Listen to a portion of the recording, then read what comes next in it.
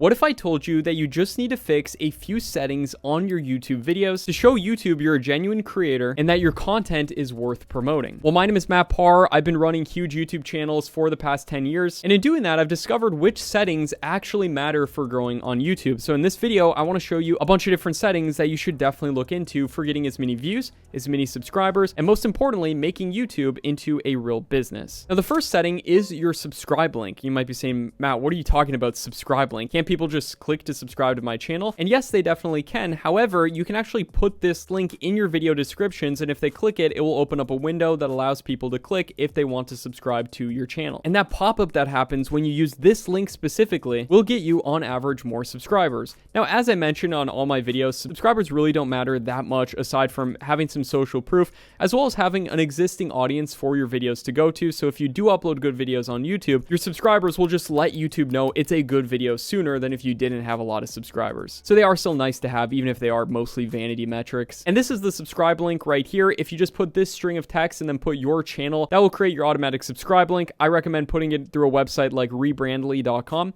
That allows you to then create a shorter, better looking link that you can put in the description of your videos, as well as if you ever share your channel externally, make sure to share this link instead of your direct channel link. That way people will get prompted to subscribe. And yes, that first setting was very basic. I'm going to show you a lot better ones. I just want to start with some of the fundamental ones. Another very fundamental one that you need to make sure that you're doing is our second setting, which is the ability to put custom thumbnails on your videos. By default, you can't do this unless you verify your YouTube channel, specifically a phone number with YouTube. Go to your YouTube Studio, click settings, go to your channel settings, and then your feature eligibility section, and then go ahead and verify your phone number. You need to be using custom thumbnails, which are essentially cover images on your videos, because without them, your channel will definitely suffer. Now, the third setting is having a good looking channel homepage. And in order to do this, you go to your YouTube Studio and then go to customize on the left side. And my recommendation is to put the following sections on your channel. You can add sections or delete them. I recommend adding a popular upload section because your most popular videos are that way for a reason. You want to be showing them first when people come to your channel so you can rack up more watch time and get people watching your channel more. You definitely want a recent upload section as well. And if you have any similar channels that are related to your channel, you can then also put them in a featured channel section on your channel, but only if they're related. You don't want to link to other niches because then it'll hurt your channels. If you want to see an example of this, just take a look at my channel page and feel free to copy me. Also, just make sure to have a good looking channel art, which is a 2560 by 1440 image that you put as your YouTube channel banner.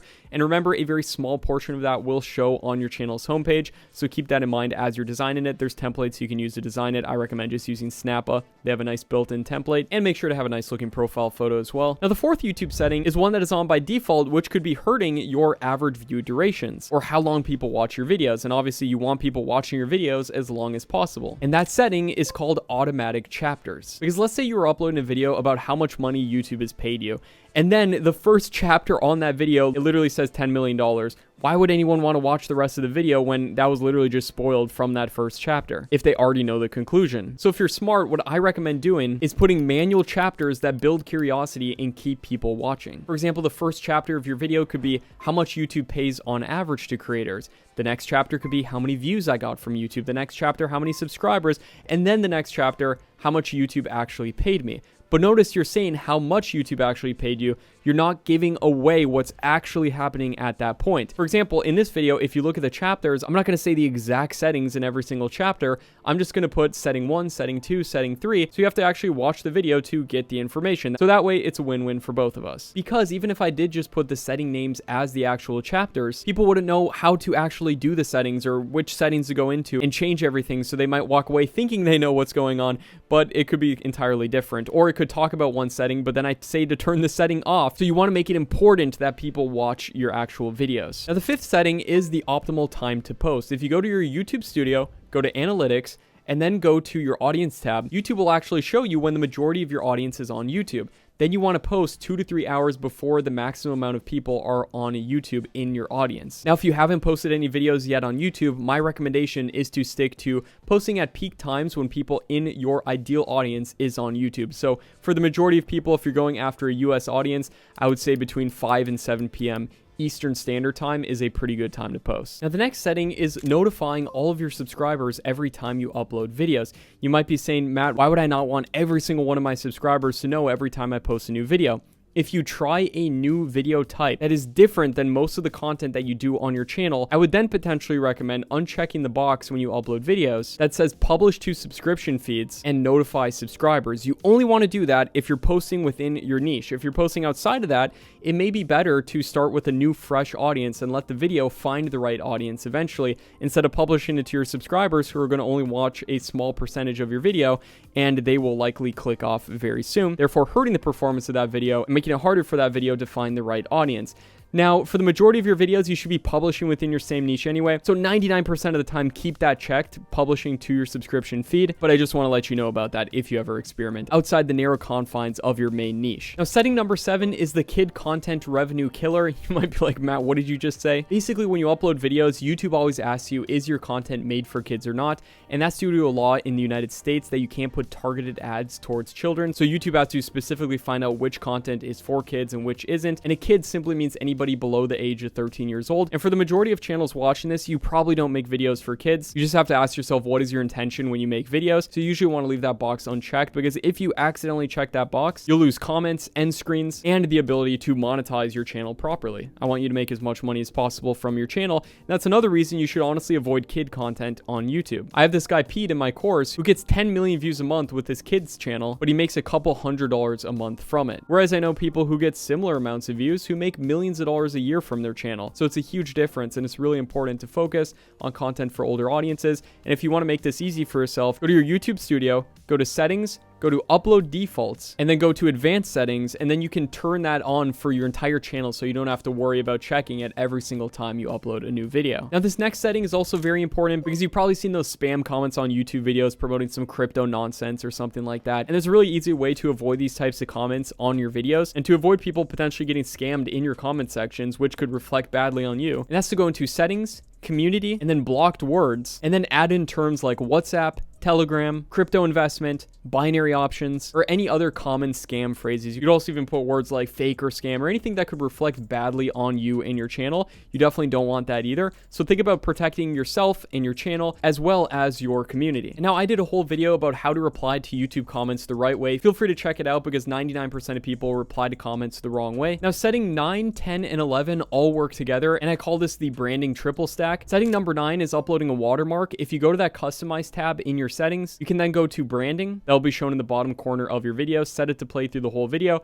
That gives people one more chance to subscribe. Setting number 10 then is to go to settings, channel, and then keywords, and then just put related keywords related to the type of channel that you're doing. I like to use my tool TubeMagic for this. Go to the video tags tool and then put in what your channel is about, and then copy those tags and put it as your channel keywords and tags. And then setting number 11 is to then write in those keywords in a very natural way in multiple different paragraphs that describe your actual channel. And that's within your channel description, which is also within the customize tab. Just make sure you write it in natural sentences and use a bunch of those same words that we used within our channel keywords. Now, setting number 12 is to upload your videos initially as unlisted. This does several things for you. Number 1, it lets YouTube index the whole video, go through it, scan for anything that could potentially get the video demonetized or anything else. And then on top of that, it allows you to take that link, go to that tool TubeMagic, put it in the Warp Upload Optimizer, and then TubeMagic will give us a great set of titles that we can choose from, a description that's written in the exact way I recommend, and then also a set of tags that we can use on that specific video. Setting number 13 is setting the correct category for your videos. If you go back to your upload default settings, it allows you to choose a category for the videos that you're uploading.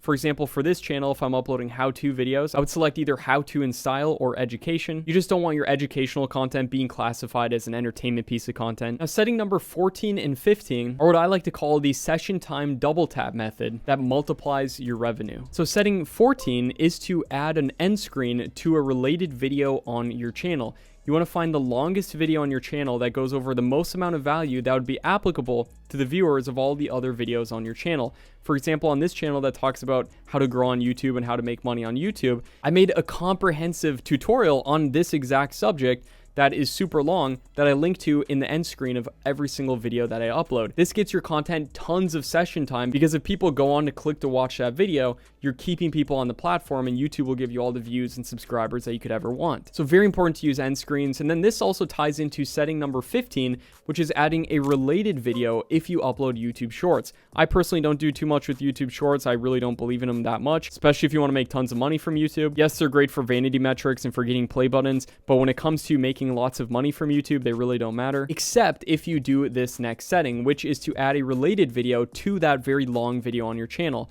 So make sure to add a related video anytime you upload YouTube Shorts. That way those shorts are doing something as opposed to just being for vanity metrics. Setting number 16 is if you use any AI generated visuals in your videos. This includes, for example, an AI avatar, or if you have people saying or doing things that they didn't actually do. If you just use AI for super minor stuff like one single image, maybe this doesn't matter as much. But if you're using AI in a huge way on your channel, I highly recommend selecting this box that your video includes AI generated content. This will help YouTube index it better, and it'll help you if YouTube ever requires this. You did the right thing, so then you can keep your channel long term. No, this will not impact the performance of your videos at all. I've uploaded videos with that box checked that have gotten millions of views. Setting number 17 is to make sure that you allow all ad types on your channel once you're monetized, and then also to go into ads of specific videos and add manual ad breaks throughout those videos. You can put automatic ad breaks as well. They don't always work perfectly, and it doesn't always put ads at the correct time in your videos. You want to be putting ads where people are likely going to be very tuned in at a specific moment in the video.